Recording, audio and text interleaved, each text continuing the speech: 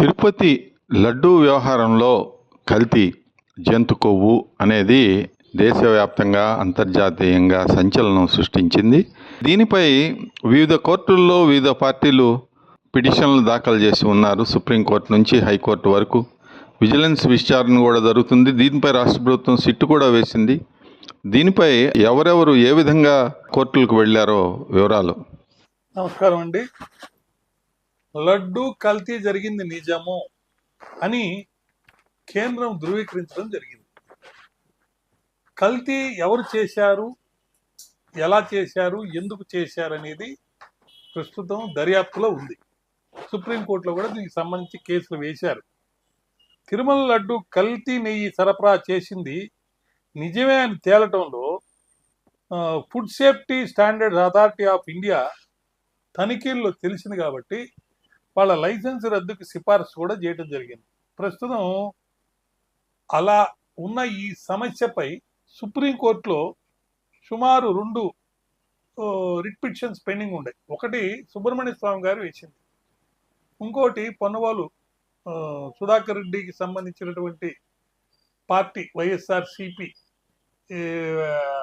Party తరఫున ఒంగోలు మాజీ parliament సభ్యుడు, మాజీ టిటిడి చైర్మన్ మన రాజశేఖర రెడ్డి గారి బావగారు ఆయన వేయటం జరిగింది. ఈ 2 అక్కడ ప్రస్తుతం పెండింగ్ ఉన్నాయనేది అందరికీ తెలిసిన విషయాలే. అయితే తెలంగాణలో విజయ్ నెయ్యితోనే ప్రసాదం తయారు చేయండి అని చెప్పి అన్ని రకాలైనటువంటి వంటకాలకి టెంపుల్స్లో ఆర్డర్ ఇవ్వడం జరిగింది. అంటే విజయ డైరీకి సంబంధించినవి అయినందువల్ల అది ఇంకా ప్రైవేటుకి సంబంధం లేదు. దీన్ని మనం గమనించాల్సిన విషయం. చాలా కాలం నుంచి ప్రైవేటు వాళ్ళ ద్వారానే ఈ లడ్డూకి కానీ లేకపోతే ఇతర వంటకాలకు సంబంధించి నెయ్యి వాడేటప్పుడు కొనుగోలు చేయడానికి జరిగింది. ఇది కమిషన్ కోసం ఈ ప్రైవేటు సంస్థల వైపు ఇంతకాలం మొగ్గు చూపినట్టుగా మనకు తెలుస్తుంది. తెలంగాణలో ఏటా 1 కోటికి పైగా ఆదాయం ఉన్న దేవాలయాలు 12 ఉంటే 50 లక్షల నుంచి 1 కోటి రూపాయల ఆదాయం వస్తున్న ఆలయాలు 24 ఉన్నాయి. అట్లా 25 లక్షల నుంచి 50 లక్షల ఆదాయం ఉన్నాయి, 325 ఉన్నాయి. ఇవన్నీ కూడా మరి ఇప్పుడు విజయ సంస్థ నాణ్యతకి అధిక ప్రాధాన్యత ఇస్తుంది కాబట్టి ఈ సంస్థను పట్టించుకోకుండా ఇంతకాలం ఏదైతే ఇతర సంస్థల దగ్గర కొన్నారో దాన్ని మార్చేసి ఇప్పుడు ఇలాంటిది చేశారు. కాబట్టి దీనివల్ల ఆంధ్రాలో కూడా అనేక మార్పులు వస్తే బాగుంటుంది అనేది నా ఉద్దేశం. అయితే ఇక్కడ మనం ముఖ్యంగా గమనించాల్సింది ఫారెన్ ఫ్యాట్ దీంట్లో కలిసింది అనేది వాదన.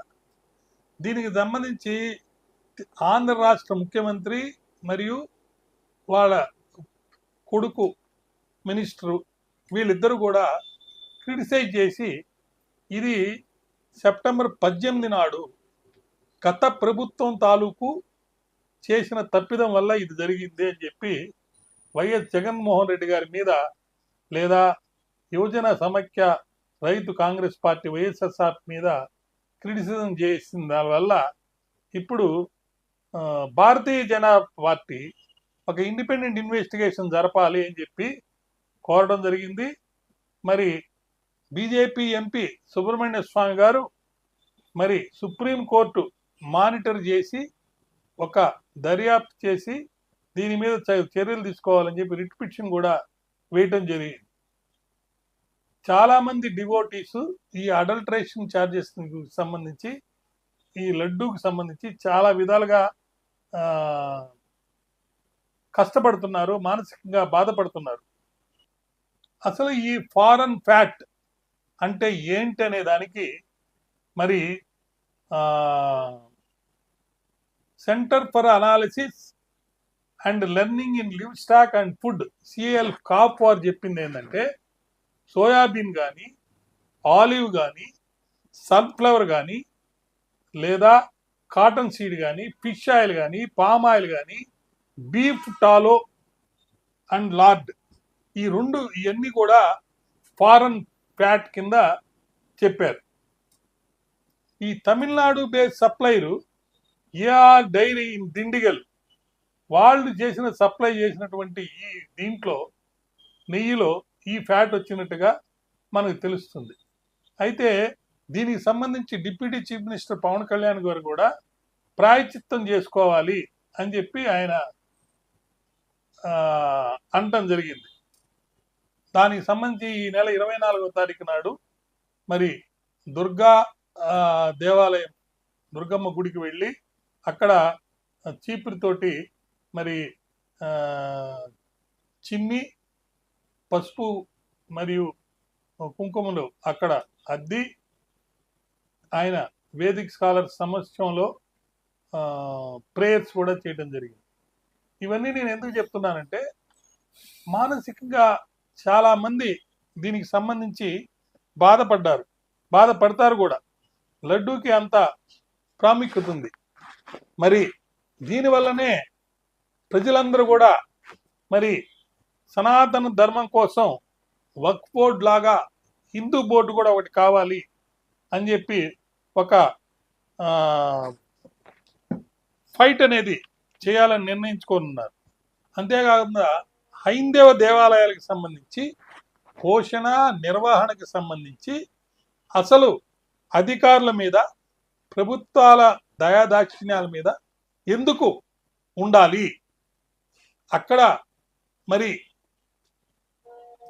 ఆ దేవాలయం కట్టిన వాళ్ళు ఏర్పాటు చేసిన వాళ్ళు వాళ్ళ చేతిలో ఈ పవర్ పెట్టుకొని మరి చక్కగా నిర్వహించుకోవచ్చు కదా అనేది ఒక క్వశ్చన్ వచ్చేసింది.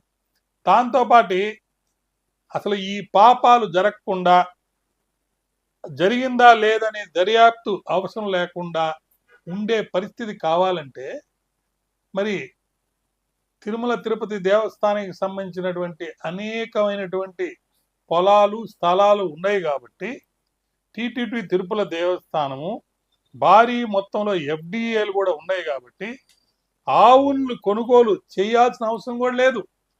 భక్తులను అడిగితే ఆవులు ఇస్తారు, భారీ విరాళాలు ఇస్తారు.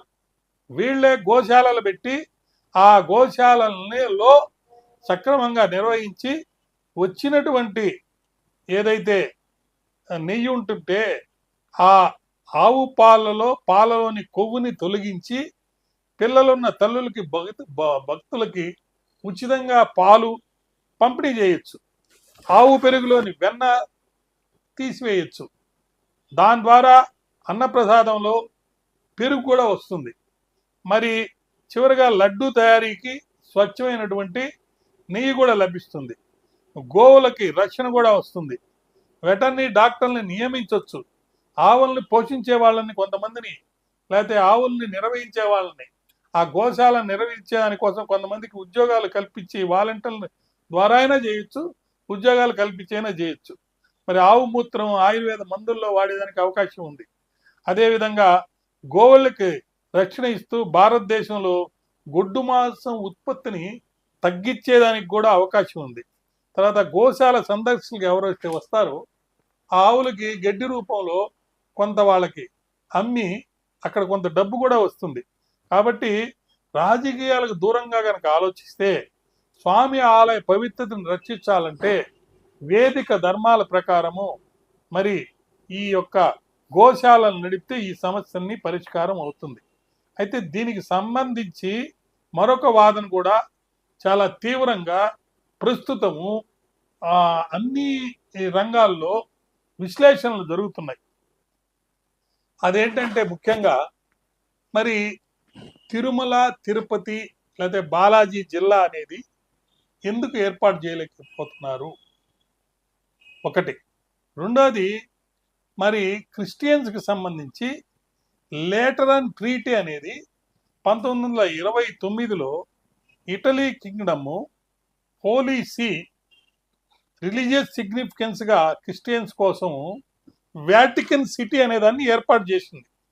అదొక ఇండిపెండెంట్ సావరిన్ స్టేట్గా ఏర్పాటు చేసింది. అక్కడ ఉండేది మొత్తం ఏరియా జనాల్ని మనం కనుక చూసుకుంటే సుమారు 700 మంది కంటే ఎక్కువ మంది లేరు. అటువంటిది 30 స్క్వేర్ కిలోమీటర్లు ఉన్న ఏరియా, మరియు అక్కడ కంటే చాలా రెట్లు ఎక్కువ మంది లక్షల్లో ఉన్నటువంటి ప్రజలు ఉండగలిగినటువంటి తిరుమల తిరుపతిని ఒక వాటికన్ సిటీ లాగా మనం ఎందుకు చేసుకోలేకపోతున్నాం? దాన్ని ఒక ఇండిపెండెంట్ సావరిన్ స్టేట్గా చేసి అక్కడ రిలీజియస్ ధర్మం ప్రకారం, హైందవ ధర్మం ప్రకారం, సాంప్రదాయాల ప్రకారం అన్నీ కూడా తిరుపతి లడ్డూని తయారు చేసే దగ్గర నుంచి అన్ని ఉత్పత్తులు కానీ, అన్ని ప్రసాదాలు కానీ, లేకపోతే అన్ని పూజలు కానీ వేదిక ధర్మాల ప్రకారం చేసుకోవడానికి వచ్చిన ఇబ్బంది ఏంది, ఎందుకు చేయలేకపోతున్నాం అనేది నేను ప్రత్యేకంగా వాదిస్తున్నాను. కనీసం ఒక యూనియన్ టెరిటరీ కన్నా దాన్ని డిక్లేర్ చేయాలి. అలా చేయలేని పక్షంలో మనము తప్పు చేసిన వాళ్ళం అవుతాం, చరిత్రహీనులుగా మిగిలిపోతాం. మన సాంప్రదాయాల్ని మనం తప్పకుండా కాపాడుకోవచ్చు. ఇప్పుడు మరి రాజ్యాంగంలో కూడా ఆర్టికల్ 25 మరియు 26 ప్రకారము religion freedom, right of religious denominations to manage మన ఓన్ అఫైర్స్ని, మన రిలీజియన్ సంబంధించిన ఓన్ అఫైర్స్ని మనకు రాజ్యాంగ హక్కు కల్పించి ఉంది. వీటి ద్వారా తిరుపతిలో ఉన్న రిలీజియస్ ఇన్స్టిట్యూషన్స్కి సంబంధించిన అన్ని అఫైర్స్ని హైందవ ధర్మం ప్రకారం మేనేజ్ చేసుకునే దానికోసంగా వాటికన్ సిటీలో ఇచ్చినటువంటి అటానమీ మనకు కూడా క్యాథలిక్ చర్చెస్కి ఏదైతే ఉందో మనం ఎందుకు దీనికోసం మనం పోరాడి ఏర్పాటు చేసుకోలేకపోతున్నాము? చేసుకోవాలని చెప్పి నేను కోరుతున్నాను. మరి ఒక న్యాయవాది తక్కువ రేటు ఉన్నటువంటి నెయ్యిలో ఎక్కువ రేటు ఉన్నటువంటి ఫ్యాట్ కలుపుతారా అనే ప్రశ్న ఎందుకు లేవనెత్తున్నారో అర్థం కావటం లేదు. ఎందుకంటే ఎంత వాల్యూ అనేది కాదు అక్కడ, ఆ కలిపిన పదార్థం అనేది ఎవరు కూడా హిందువై ఉండి లడ్డు ద్వారా తినటానికి ఇష్టపడరు. వాళ్ళ మనోభావాలకి దెబ్బతగిలే విధంగా ఉన్నాయి. మరి ఒక దురుద్దేశంతో కలిపారా? అసలు కలిసింది పందికి సంబంధించిన పదార్థమా, లేకపోతే ఇందాక మనం మాట్లాడుకున్నట్టుగా ఇతర రకాలైన పదార్థాలు అనేది నిర్ధారించాల్సిన విషయం ఎంతైనా ఉంది. మరి ఒక లడ్డు చేయాలన్నప్పుడు దానికి స్టాండర్డ్ ఇంగ్రీడియంట్స్ కొన్ని ఉంటాయి. వాటిని ప్రాపర్ క్వాలిటీ కంట్రోల్లో శానిటరీ కండిషన్స్ కరెక్ట్గా ఉన్నప్పుడు తయారు చేస్తేనే అవి బాగా తయారవుతాయి, పవిత్రతకి దగ్గరకు కూడా ఉంటాయి. అలా కాకుండా మిస్మేనేజ్ చేసి కలుషితం చెందినటువంటి లడ్డూల్ని తినాలంటే, వాటిని ప్రసాదంగా భావించి తినాలంటే ఎవరు కూడా మరి దానికి అంగీకరించరు. 100 రోజుల్లో తమ పరిపాలనలో సూపర్ 6ని ఇంకా అమలు జరపలేదు కాబట్టి, చెప్పినటువంటి ప్రామిస్లని సరిగా అమలు చేయలేకపోయారు కాబట్టి, ఆ కాంట్రవర్సీని తప్పించేందుకోసం ఇట్లాంటి ఇష్యూని ఇప్పుడు కొత్తగా తీసుకొచ్చారని ఒక వాదన ఉంది. అది ఎంతవరకు నిజం ఏదనేది పక్కన పెడితే, లడ్డూలో ఏదైనా ఇతర పదార్థాలు కలపడం అనేది, అది కూడా నెయ్యి ద్వారా తీసుకొచ్చి, ప్రైవేట్ కంపెనీ ద్వారా తీసుకొచ్చి కలపడం అనే దాన్ని నేను అంగీకరించడం లేదు. దీనికి వ్యతిరేకం, ఇది చట్టబద్ధత కాదు. దీన్ని నివారించడానికి ఇందాక మనం అనుకున్న విధంగా గోశాలలు కనుక ఏర్పాటు చేసుకుంటే ఖచ్చితంగా ఎటువంటి ఇబ్బంది లేకుండా మంచి పరిశుభ్రమైన, పవిత్రమైన, మంచి క్వాలిటీ ఉన్నటువంటి లడ్డూలు ఏర్పడతాయి. దర్యాప్తు అనేది సెంట్రల్ స్టేట్ గవర్నమెంట్ వాళ్ళు చేయాలా, లేకపోతే ఒక స్పెషల్ టాస్క్ ఫోర్స్ ద్వారా చేయాలా, సిబిఐ ద్వారా చేయాలా అనే దానికంటే దాంట్లో ఏర్పాటు చేసేటువంటి ఆఫీసర్స్ హైందవులందరూ కూడా ఈ విషయంలో ఏకతాటిపై నిలబడి లడ్డూ ప్రసాదంపై ఏదైతే కల్తీ జరుగుతుందో, లేదా దేవాలయాల సంరక్షణ విషయంలో హైందవులకు పట్టు లేకుండా ఎవరైతే వ్యతిరేకించి